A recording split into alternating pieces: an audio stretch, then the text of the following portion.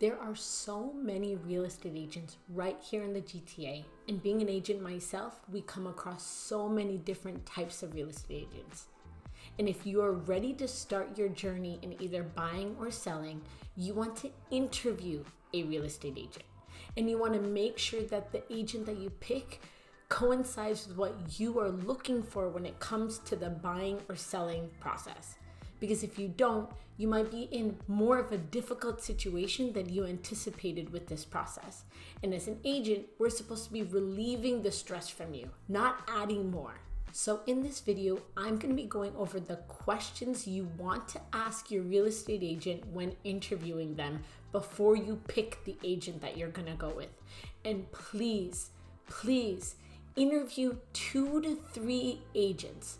Because just because a friend of yours knows somebody doesn't mean they're going to be the agent for you. It may have worked for them. They might have been the best agent for that person, but everyone's different and their needs and wants are different. So you need to interview multiple agents before you pick somebody. By the way, my name is Zamira Dunnet and I'm a local real estate agent right here in the GTA, and I'm with eXp Realty. And if you want to interview me, all of my contact information is right there in the description. No, you don't have to interview me. But if you have any questions at all about the buying or selling process, you can contact me. All of my information is right there in the description. And if you just want to book an appointment, that's there as well. All right, let's get it going. Question number 1 is, how long have you been in the real estate business and what is your track record? Everyone has to start somewhere, but hopefully that agent has done multiple transactions already and knows what is going on in the real estate market.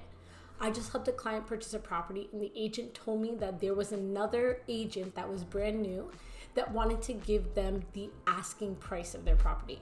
Now that property was on the market for 50 days. That already tells me, as a not new agent, that there is negotiation room for this property. So to do the best I can for my clients, I would be trying to get the price down from what is asking, because 50 days on the market tells me that the price is wrong.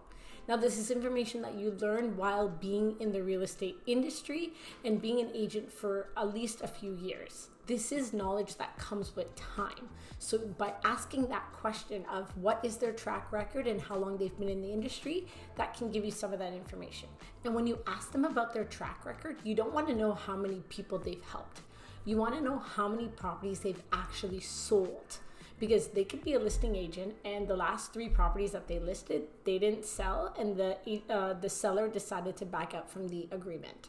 So just because they've listed properties doesn't mean that they've actually closed them. That's what you want to know as well. Question number 2 is, how well do you know the local market? Just because they're a real estate agent, and most of us say that we work in all of the GTA, but the specific area that you're looking to purchase or the specific area your home is going to be listed at is super important for that agent to know information about. And this is where you do a little bit of homework. You look around the area, kind of see what properties are on the market in that area, so that when you ask them that question, you also have the information that they can then provide you. And if they give you additional information than what you know, then that tells you that they know what is going on in the current market in the area that you're either listing or buying. Question 3 is, why did they get into real estate? Now, this is their why. You want to know if maybe they're passionate about the industry or they have a family at home that they want to support in the best way possible. My story was that I was purchasing a home and I ended up having a real estate agent that didn't help us in the best way possible. I felt misguided and not informed. And so I felt that maybe if I got into the industry, I could turn around and help people in the best way possible. I didn't want anyone to go through this situation like I did. And this is why I provide content, so that you guys are informed about what happens in a transaction in real estate. So find out their why. See if it touches your heart, if it's genuine. You want to know what the reason they got into this industry is for. Question number 4 is if they are a part-time agent or a full-time agent. Now, this is really important. And I think if someone tells you that they're a part-time agent, that would already be a red flag for me. Because you want to know that anytime you pick up the phone to call this agent, they will either answer you or they'll text you right away to say, I'll get back to you in just a few minutes. You also want to be able to see properties when you are available to see them. Because someone's a part-time agent, they may have less availability for you and you need them to work in your favor and work around your schedule, not theirs. Question number 5 kind of falls along question number 4. It's about communication. How are they going to be communicating with you? Are they a phone call person that will call you every time that they need to ask you something or about any type of property that you're going to go see? Or are they a texter that is just going to send you an update over text message? What do you want? What type of a communicator are you? And are you the type that's like, just send me a text message. I don't want to talk on the phone with you every day because I have other things I need to do. I can read the text message whenever I'm able to. Find someone that works the same way you do. If you're a texter and they're a phone call person, or they send emails and you don't use your email at all, that is super important to know so that you can make the right decision when picking your agent. Question 6 is for them to share some examples of successful negotiations that they have led. Negotiations is literally the main job of your real estate agent. What they can get you in a transaction is the most important part of their job.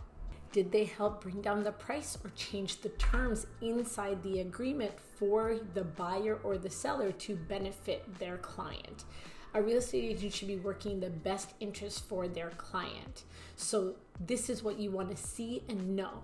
Are they kind of relaxed and laid back and not really like driven, and you want someone that has drive to really push to try to get you the best that you can?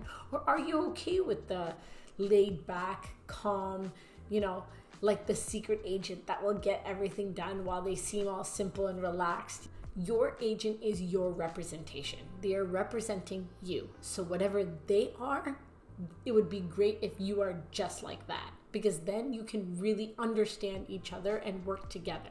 Question 7 is, are they in a team? Are they a solo agent? So when they're on a team, there are multiple people that all work together to complete a transaction. They may be having somebody different that's going to come and show you the property, then somebody different email you the agreement that you have to sign, then someone different doing negotiations for you. And is that the type of coordination you want when it comes to dealing with such a big transaction? Maybe it is. Maybe you want multiple people helping you out because they all have different work styles, and maybe you can work with different people throughout the process.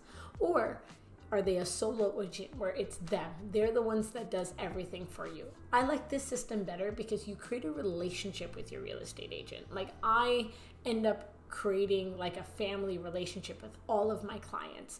And when that happens, I don't want somebody else now showing them the property for me or somebody else sending paperwork for me. Like, that is me, that is my job, and that's why I personally am a solo agent.